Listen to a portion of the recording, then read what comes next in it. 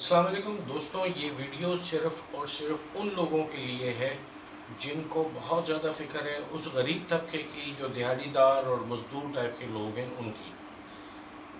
मेरी आप लोगों से गुज़ारिश है कि प्लीज़ प्लीज़ प्लीज़ घरों में बैठें, लॉकडाउन को कामयाब करें और नॉक डाउन करें इस वायरस को, कोरोना वायरस को नॉक डाउन करें।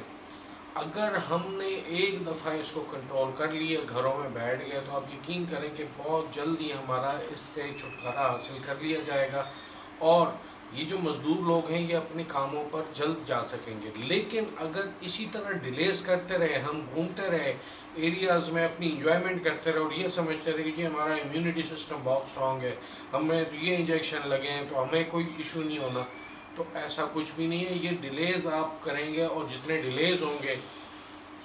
भूख अफलास से जो लोग घर में बैठे हुए हैं उनकी भूख अफलास में इजाफा होगा और उसकी ज़िम्मेदार सिर्फ़ और सिर्फ वो लोग होंगे, आप लोग, स्पेशली वो लोग जो नॉकडाउन नहीं होने दे रहे हैं, जो बाहर घूम रहे हैं, अपनी गेम्स कर रहे हैं या कहीं महफिलें लगा रहे हैं। तो आप सबसे रिक्वेस्ट है काइंडली लॉकडाउन को कामयाब करें,